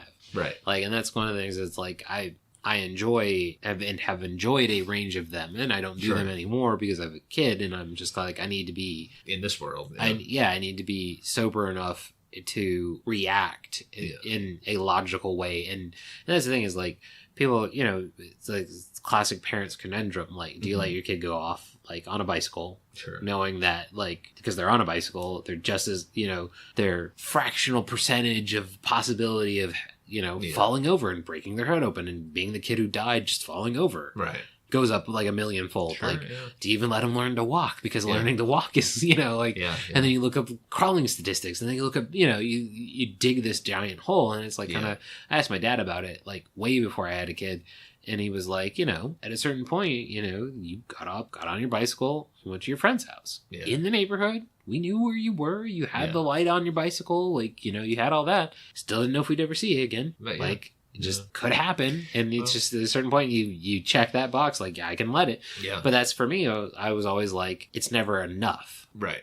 I think I got weed high to the limit on what I was willing to even bother trying to do. Right. Several times. But every other drug is like, I just never had enough. Yeah. Like, I could never consume enough fast enough. Right. To get where I was trying to go, because I was always trying to have that experience where it's like, and then the aliens came down and talked to me for 2.5 hours about quantum physics. Yeah. Well, so I didn't know what they were talking about. I never had anything like that. But that's what I mean. Like that, the profoundness. The profoundness where it's like, you know, like, well, and like, I'll say this and then one more thing about like kids or whatever before we wrap up and well, we'll talk a little bit about your article and then we'll finish. But one thing about like the experience or whatever is that like I never have like a super profound experience as far as like what happens is just what happens, but it's like like for example my first DMT experience was the ego death was what was profound about it. It was that like the parts of me that like argue or whatever, or the dual nature or whatever, what do they call that, the dualism of reality or whatever was like fell behind me, and that was not, and then like to use an alcohol term, distilled, like myself was distilled into a pure self, and then that's that was what was profound about pure that mind experience. as opposed to mind and not body. not even pure mind, it was like pure experience. Well, but that's what I'm saying is like that's what mind is, right? Yeah, like unfiltered through the lens of body, right? So it was no more of the like, well, this is the logical conclusion of this. It was just like, this is what's going on, and like, doesn't matter if you die, doesn't matter if you live, this is happening. And then like it's like, which to me sounds amazing. Yeah. And so it was great. But then going kind of back to the kids thing is that like I think about that a lot too, because like Victoria and I only plan on having 2 or 3 kids at the most, and I'm one of 5. My mom's one of 7. My grandpa is one of 14, and like so like the idea though, like when I do like one of the things that I'm into that I think I probably mentioned on the show before is genealogy stuff, is like I go back and look at these genealogies. Like my 5th paternal grandfather, Solomon Lindsay, had an ungodly amount of kids, but like a very large percentage of them die. And it's like, well, Susie Lindsay died of the fever. your nemesis. The fever, right? Because like so many of the kids in the family just died of fever, and they'll be like 13 years old. Yeah. Well, Myrtle Lindsay got fever and died, and like that's the article in the newspaper, is that like the obituary is like, this was a bright kid. We all enjoyed seeing him at church on the Sundays, and they got the fever last Friday and just didn't recover. But like when you think about that, it's like, fucking cholera. It could have been that. Who knows? Or like Solomon Lindsay himself, like in his late 60s, died of mouth cancer, and like a long, drawn out, horrific death. And like didn't call for a second wife, called for his best friend. It's like, I'm dying. I need my best friend to get to Kansas City to sit with me. And like, but like that sort of thing where it's like, in this day and age, like, and like one of, I have a lot of fears or whatever, but like one of the things is like, I really want to live for a long time. Like I enjoy life. So like a lot of the longevity things, I do a lot of stuff that I think is going to make me live longer. I don't know if it will or not, but like, I like being alive. It's great. Mm-hmm. And, granted, I'm also a Christian, so like, I'm not worried about being dead. Like that's not a fear for me, but what is a fear for me is, I guess, missing out on like being alive, because it's great. And for these people though, like, or like having a child and the child dying at 6 months or whatever, and it's like they missed out on so much. I'm not worried about their eternal soul, because I think I know what's going to happen, or at least I believe I know what's going to happen. But like this whole idea of like, they've missed out on like something really awesome. Like being alive is great. Like I've had a lot of struggles, but one of the things that like I think is helpful to me in general is like the things that like make me sad or whatever. I can always remind myself that, who doesn't feel like this? People who are not alive. And like, so like there is a great thing about being alive, is even when things suck, like, well, it's part of it. There's a very poignant episode of South Park where Butters like becomes a goth kid. Mm-hmm. And like, or like is talking with the goth kids, and somebody breaks up with him, and like Butters is like, it's the pain and the hurt and all that makes us human. Yeah. No, like I got to experience this. This made me a better person. Sure. And like it's classic like South Park where like, you know, some people are smarter than they are like episode to episode. But like it has that very like classic hamburgers. Yeah. Like classic thing where like it shows you that like no, like this is like part of the human condition is experiencing these things. And that's kind of like the difference where like I don't have a lot of fears. Yeah. Like I've gone from not great situations to okay situations to good situations to just like I never like my dad wasn't in the military, so I didn't have to worry about a deployment. Sure. Like my parents had rough times, but like they never had times where I thought like they were going to get divorced until like I was so significantly older. I was like, what? Like if they were going to get divorced, they're two logical people. Like they would just do it. Right. Like they like, you know, my dad was like, this is what's going on in our life. Like briefly to me. And he's like, you know, we're not like, he never told me like, oh, we're going to get like, we're close to getting divorced or like, we're not going to get divorced. We've had that conversation. It was just like, I kind of knew like from my dad, he's like, you know, I know what's going on. And like, it seems like he was trying to tell me something where it's like, I wasn't asking him a question. He was just telling me it to be kind of like, yeah, I know you've noticed without me ever asking anything. But like, so I've never had these like incredible struggles, and like there are times where I could have, and I probably should have, but like didn't because it was just like, you know, it's like when I first met you, like had just spent a bunch of money trying to get a degree I was never going to get, and like didn't put the work into it, and like I will admit that first, I didn't put the work into it. Second, I don't think I was smart enough to get that degree. Now I could get the degree, but like it'd be like I'd take one class and it would take me 30 years, but like then I'd end up with the degree. But like that's the thing is like I never had that struggle. Yeah. And I don't know if I benefit from it or not, but like that's also kind of why like I pursue like when I did drugs, like I pursued them to another level. Or when like I drank heavily, like I was trying to experience something that was different because like my general state of being is everything's okay. Yeah. Like I'm super that like, meme with the dog in the fire when he's just like, this is fine. Yeah, but like I'm the guy who's put the fire out and just been like, or like the fire, like, you know, it's the guy who walks in and somebody's lit 3 matches and is trying to burn a scarf, like, you know, trying to burn the house down, and you just pour a glass of water on it and go like, get out. Right. Like, and then you just sit down and eat dinner. Like, like I don't need to chase him down the street and beat him up for trying to burn my house down. I fixed the lock 10 minutes after he was gone, and I'm hungry now. Like, nothing impacts me on an extreme level. Like, and part of that is because I'm happily married. I've got a kid I love. You know, like I don't have these, like, oh, am I gonna find the right one? Like, I worried about that for a while, but like, and then I found the right one. Well, and I remember when you and I first met, we had like a lot of conversations about that where you were concerned about it, but it was also, you were like, I'm also perfectly happy with the way things are. Yeah. So, and then drank and smoked a lot. We both did. I mean, at the time, you and I, like, looking back on that, like, what's so funny is that it was only like, that was only 9 years ago. Yeah. Less than 9 years ago. That was like 7 years ago. Yeah, the height of it. And we were drinking a lot. Yeah. And smoking and drinking and smoking and whatever other drugs we could get our hands on. Yeah. And like, not healthy. No. But what's so funny is like thinking back on that, I do think I was very healthy. You were like, and that's the thing is like you always had that classic like of intense, like you could be 3 months and be in the best shape that you'd been in 5 years. Right. And I was always the guy who was like, yeah, I'm in the best shape I've been in 5 years. I lost 10 pounds. Yeah. Like, and you're like, I've still got 45 more before it looks like I've, you know, it's like. Well, I mean, I think when you first met me, I had just dropped 70 pounds, and I think it was a year about out, but like that's kind of the thing. Because I remember our first conversation was you were like, all drugs should be legal, and I was like, I'm okay with steroids being legal, but nothing else. But yeah, that's kind of the classic our conundrum where like I'm like all drugs should be legal and you're like I don't think so, and then all of a sudden you're like here's 45 arguments on why they should be, and I'm like I don't know if they all should be anymore. And but like from that classic like I like, and this is one of those ones where it's like I don't know why heroin should be legal, and then you know you have that logical thought like I'm not going to do heroin. No one needs to do heroin in what you think is a logical thought. Like, no one needs to do heroin, so heroin shouldn't be legal. And then you think about it, it's like, who am I to judge? Right. And like, and that's kind of I think like, that's where... But isn't heroin like a Schedule II drug, so it does have medicinal purposes or medicinal uses? Technically, yeah. No, I think heroin...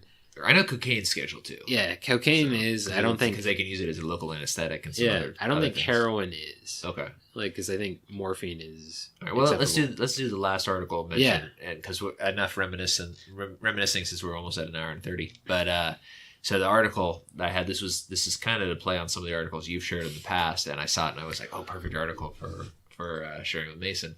And I think you and I briefly talked about it at work. But so Seattle, bastion of liberalism and stupidity upon stupidity, but great city. Like I love Seattle. Like one of my favorite cities, even though it's like it's just the environment. Yeah, it's a really cool place. The environment's great. Actually, that's not true. I don't love Seattle. I love the Sound Islands. Puget Sound. Yeah, the Puget Sound area a lot. And Seattle itself, I'm not crazy about just because of the massive homeless population, which really, if the government was not involved, would not be like that. But or it might be, but you just wouldn't be there. Yeah, it wouldn't be there. But so that's not really the article, though. The article is that Seattle is trying to, because they are very leftist, they're trying to beat the whole pollution issue. So one of the things that they've been doing lately is they've been trying to and as a guy who bicycles quite a lot, although I haven't been doing it very much lately, but somebody who likes to bicycle a lot and has like a really nice recumbent bike that I spent ungodly amounts of money on. Yes. Although I did go on a nice 400-mile bike ride with it, and Texas, a lot of flat land, man. Yeah. I'm planning on working on that, and hopefully the new company that I'm with will other people will join me on that because they are a very fitness oriented company. But anyways, they're putting in a lot of bike paths and trying to connect existing bike paths to make it easier for people to commute via bike. And in a place that rains, it rains all the time. Yeah, so it doesn't snow very often, but it does rain a lot. And actually, that's one of the things. Like my bike, I can't ride it very well in the rain because it's got hybrid tires. Yeah. So like they slip very easily. When it's just wet concrete, it's fine, but when it's wet concrete with like leaves on it, it's terrible. Like I've rolled my bike several times, but and also it's a very high center of gravity because it's recumbent, and I'm laying down on 24-inch wheels, so it's high off the ground. But anyways, that's again irrelevant. So Seattle, to revamp all of these bicycle trails, they allocated about $830,000 per mile. A lot of money. Yes. But that's not the story. The story is that they started working on it and they've like re-examined the budget and done audits and that sort of stuff. And where they're at now is $13 million per mile. So for those of you who didn't do the math, that's $12.2 million over budget per mile. Per mile. Compared to the wall that's going to cost $1 billion per mile. Yeah, which is insane. Like so when people are like, oh, well, the government should do it for whatever reason, is just keep in mind these types of situations where I don't know what it is about these governments. Like California is the same way, where there are several $1 billion over budget for the high-speed rail. Yeah, but it's not $1 billion. It's not that much per mile. No, it's not that much per mile. You're right. But like, that's amazing it's the same to me. Sort of thing. It's like, how on earth are you spending this much per mile? And I was talking to my mom about it earlier today, and it's like, so my dad and I have done a lot of construction projects together to like clean up the house and that sort of stuff. And one of the things that we've done is poured concrete to make a sidewalk. I could do a 1 mile long bike path for much less than $800,000 just with my dad and me. Well, you got to keep in mind, it's got to meet gradient. So like there's the engineering aspect of building This is one of the things that I'll give the government from times. They do a lot of times, and a lot of these projects do a very good assessment of what is necessary to have a long-lasting item. Okay. So, like, they like that walk across bridge in Florida that collapsed. Yeah. But like but that's the thing is like they spent the money on determining what would make that a good bridge. Right. They did not build a good bridge. Right. So that's the difference. They will spend a lot of money determining what makes these paths good. It's like balancing all the light. So like one of the things that we've always complained about is none of the light cycles are synced. Yeah. Well, you know what apparently destroys that? The power going out. Oh, really? Okay. Yeah. So like somebody we follow mentioned that. It was just like, well, these Eric Peters of EP Autos was just basically like, they can't even sync the traffic lights. And by the way, like when they say they do, they quickly go out of sync. Okay. And that's one of the things that people don't realize. And that's one of the things that like we have to revamp our thoughts on that is like, because apparently that's kind of IBM's strategy is what I understand from Eric's article. He doesn't talk about it, but it's just inferred is they get you to sink it, so you have to keep coming back to them to resink it because you can't maintain the power in the entire city because somebody hits a traffic pole or something like that, or a light just gets broken. Right. Like, it's immediately out of sync and you're screwed. This is the thing is about that, and this wouldn't be an argument or anything for Eric Peters, but like my computer, when it loses battery and I turn it back on, even when it's not connected to the internet, it still knows what time it is. Yeah. Put a battery in the light. Well, you don't even have to put a battery in the light. Yeah. Because like the infrastructure should be such that it's just time. Right. It's just a mathematical time. Like, and that's the thing is like, I know he's right because he's the type of guy who would have done the research, but like, I don't know why he's right. Yeah. And so, but like, so to dovetail on that, like, so like they do, like they over-engineer, a lot of times the government, especially when they try to get the military involved, the military over-engineers the situation. They're like, sure, we're going to build a bridge that literally, you know, we can drive Abrams across. Right. And everyone's like, well, you're just going to walk people across. And they're like, but we may need to drive Abrams across it. Right. So they build the bridge that people can walk across. Yeah. And then they tell the Abrams drivers to drive across the bridge and break it purposely so they can rebuild the bridge. Yeah. But so to dovetail on this insane bike thing, so you know, bike share is the dumbest waste of money possible because no one returns the bikes to where they're supposed to go. Like, there's no way to. It's a bicycle. Like, it doesn't get tracked. Well, go ahead. Well, because I've been doing a bunch of research on that because it's one of the most fascinating things when I went to Dallas. Did you do any research on the Chinese programs? No. So literally in every big Chinese city, there are millions of bike shares. Sure. Where it's just like next to a car park, it's just it doesn't look like bicycles. Right. But it's 1.2 million bicycles just sitting there, useless because like these bike share companies that the Chinese have tried to do, they basically prop up, the government funds all these money into it, they buy all these bikes, and then no one uses them. Okay. They don't get returned, like nothing happens correctly, and then they're just wasteland. Right. Because it's basically, you know, and that's the thing about China is like, in China, when something is extremely popular, that's when the government gets involved. Right. Or it's something the government's always been involved in. Sure. But like in a new market, the government doesn't do anything in China about it until it hits a critical mass, and then they take over. So that's what's killed a lot of these bike share programs is like the ones in Dallas, they're competing. They are. And they're competing and what's funny is it's probably not going to be competing for very much longer because people are mad that they're leaving them everywhere. Yeah. So the way that they work there, I don't know if they just started bringing them here to Norfolk. Stupid thing. But the way that it works in Dallas is that they have an ungodly amount of these bikes everywhere, and people leave them all over the place. Trying to triple that. But they're all GPS, so like.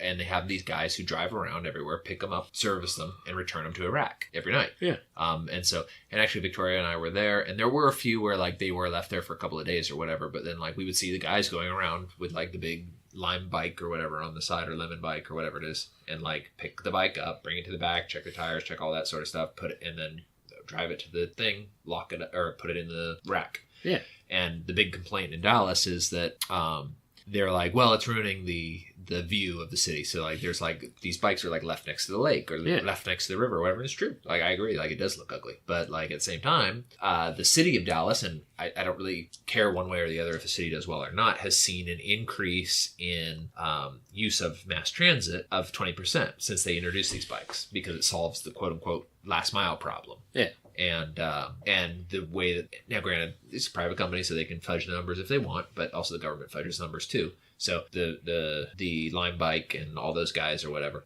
what they're seeing is that the majority of the rides last 5 to 10 minutes, and they're usually from or to a mass transit station. So either a bus station or the train station, or the light rail station, I guess. Yeah. And that's one of the things too, is that like Dallas, most of the large modern cities or whatever, most of them go for heavy light, or there's light rail. There's different stages of light rail. So there's like light rail, heavy light rail, and then trams. So like Dallas, when it was proposed, the proposal was for heavy light rail, which is like the much longer trains. And I guess the city did the study or whatever, and they were like, yeah, well, nobody will use this. We'll put in the light rail, which has made them not profitable, but they only lose like 40 cents per ride. Whereas like the Norfolk one loses like $3.75 per ride. Yeah. And so it doesn't lose nearly as much. And since they've shown a 20% increase in ridership, that's reduced that a little bit. So the bikes do save the city a little bit of money because they're a light rail. But their light rail also is not designed to increase capacity that much more. So it's like, so there's like a sort of a teeter-totter situation where it's like we want more people to ride it so that it'll be revenue neutral, but at the same time, if you make it revenue neutral, we won't be able to support that many people. It's beyond capacity. Yeah. Its capacity is not revenue neutral. Yeah, right, exactly. Now, so here's a wonderful question. If the Federal Reserve didn't exist and depreciation was allowed to happen, it might be revenue neutral. Yeah. If they hadn't had this huge amount of inflation all the time. The secret inflation, right. basically. Because that's one of the things is like they're drilling more and everywhere in the world is drilling more. Like except for like places that have just literally tapped out. But like Venezuela didn't provide like a huge amount of oil for many years now, and gas prices have gone up to nearly $3. It's a refinery problem at this point in the United States, and that's what's like driving. That's refinery regulation too, and that's what's driving me insane. It's like there's no reason gas should have gone up this much, but then like I go in and I was like, I forget what it was that my wife and I were looking at, but it was like suddenly something that was like had gone from like $2 to $4, right? And it's like I'm not buying this. Right. Like, and that's the thing is like, I don't normally, I mean, you know me, like, I don't think about, like, I've got plenty of cash. I don't think about not buy, like, I don't go buy a new computer or a new couch every week. And I don't, like, I mean, my computer itself is 10 years old. Right. But, well, like, I mean, like, that's mine right here is 7 or 8 years old. Yeah, like, we still use it. The desktop computer I've got is a work cast off. Yeah. Like, you know, I don't, like, I can afford to buy a new one and get, like, an up-to-date one, but, like, I'm waiting for other things. But then it's like, oh, my daughter needs something? Whatever the best is. Like, just buy it. Like, don't waste time. So that's kind of where I'm like, well, now I'm starting to think about stuff where I'm like, wait a minute. Like, why is this suddenly so much more expensive? I forgot, oh, man, it's killing me. But something that literally went up like from like $2.50 to $4 recently. I was just like, what? Well, there's a lot of things like, you know, Victoria and I have a grocery budget, and you know, we don't really buy that much more than what we buy every week, and there has been a large increase in particularly like fresh fruit and vegetable. Part of that seasonal the seasonal prices, but like the other part is there is inflation, and you know our boss doesn't really get to make up for the inflation himself because he can't raise prices every single year and keep the clients. But it's this hidden tax is that, you know, when the government decides to spend more, you know, you're going to end up paying more. It may be a little bit delayed, but you're going to. Well, on that note, this is also wine prices are going up. So, but that might be a supply issue. But we'll find out. It's an everything issue. Yeah. So, Chateau Ste or Ste, I think it's supposed to be Saint, but I'm not sure. Michelle, out of Washington State, which, you know, somehow would get a $10 $10 bottle of wine, which is roughly $2 a glass. Yeah. Pretty nice for it's nice. for a Riesling, especially like a nice warm weather.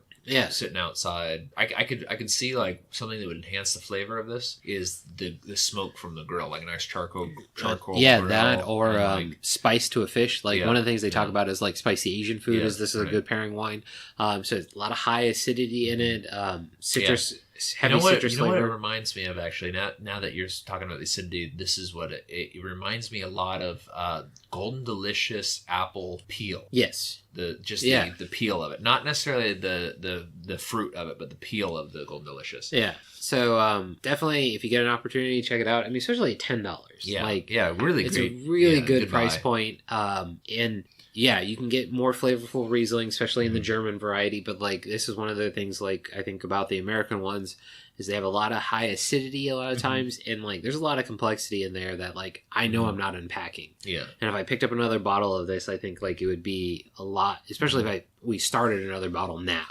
Oh yeah, it would definitely like really push it up there. Yeah, and I mean, I occasionally will drink a bottle by myself in one night. So like one of these days, like when you're visiting me in Dallas or I'm back here visiting you, I could see us like getting not necessarily 2 bottles of the same one, but having 2 bottles and doing a really long marathon show, maybe breaking it up into 2 episodes. Well, I think 2 episodes. I think it would be so. For those who don't know, obviously as a podcast, you have to do special episodes for the people who are in the know. Right. And I think the second episode would be a drunken hour. Yeah, drunken hour. Yeah. Where we've drunk two bottles together. Yeah. So a bottle each. So but so 2016 variety dry is the dry Riesling. Now Jacob hasn't had it, but I can truly recommend the sweet, especially if you enjoy a sweet Riesling. So for those who don't remember, the Riesling scale has a huge variety on it: dry, semi-dry, semi-sweet, and sweet. So they have a dry and they have a they have a sweet. So it's like the total opposite ends of the spectrum. Very good. And they're both in the $10 price point. So really good. And, follow us at Tasting Anarchy on Twitter.com or on Twitter. You see Jacob out there poking the bear. Yeah, I do that. And you know what? I've also just been kind of like, it's been fun because I've been making like friends on there. I started following a bunch of wine pages as well. Because before it was like very strictly like anarchists and like libertarian groups and stuff like that. And then I like, for some reason, one came up and I was like, you know what? I need to really be following a whole bunch of these wine groups. Yeah. And there's probably wineries you can follow. Yeah. Like I followed Green Hill Winery, which is one here in Virginia that I really like. Should see if Pina's got one. Oh, you know what? I should. Yeah. I'll write that down real quick. I'll write down like a little @ at Pina. But also, since I'm moving to Texas, I've been trying to follow some more Texas wine people. And if you're gonna be, since you're gonna be in Texas, you should see about trying to see if any of the Mexican wines, because Mexico's got a really nice wine growing climate. Well, and actually, the oldest winery in the United States is in Texas, and it was started when Texas was part of Spain. Ooh, and then later part of Mexico. We gotta get some bottles from them. That would be very interesting. Yeah. Especially if they are using the same vineyards. Yeah, and I don't know if they are or not because I know that it was a mission that was the first one that started growing wine grapes. Yeah. And I guess they brought them over from Spain to to do their thing. But there's some like really great guys on Twitter that are from, Eric July is in Dallas area. I don't know if car camp, but he's an anarchist guy who's like really into car camping. Who's on there. He's from the Dallas area. But like Scott Horton is from, I think, the Austin area. There's Bob Murphy is down in the Houston area. Yeah. So I'm hoping to kind of like dedicate a little bit more of my time there, especially since my wife wants to do a lot more traveling and stuff when I'm not working such extreme hours and have a little bit more flexibility, particularly financial flexibility when she's working, because right now she's been in school for so long. But that maybe I can like plan trips around like seeing some of the people, maybe getting like interviews or something for the show. So like to take a page out of the book of Stapleton. My goodness. The guys from Lions of Liberty, I wish I could say their names at the moment, and Dave Smith. Right. Like, starting in Liberty behind... Mark Claire. And the guy who does Electric Liberty Land. Oh, my goodness. I can't believe I can't think of his name. Mark Claire. I really like the other guy, too. Yeah. But, like, doing a Liberty Behind the Lines event. Right. Kind of like the Texas variant. Right. Well, and my Texas Fair idea for Childeberg, where like it's a wine and liberty festival held at the same time as the Bilderberg. Yes, I think this is the greatest convention idea we've ever had. So, with all that, we're abolitionists. Yep. Be free. Have a good one, everybody. Right. Have a great night, everyone. When it gets drunk, start fighting all night. Knocking down windows and tearing down doors. Drinking half gallons and calling for more. Drinking wine, sporty, you to drink wine. Wine, sporty, you to drink wine. Wine, sporty, you to drink wine. Pass that bottle to me. Hoy! Drink at me. Oh, give me some of that slop. Oh, pass that bottle to me. If you want to get along in Peterstown, buy some wine and pass it around. Age runs up to 49. All them cats, they love sweet wine. Drinking wine, sporty, you to drink wine. Wine, sporty, you to drink wine. Wine, sporty, you to drink wine.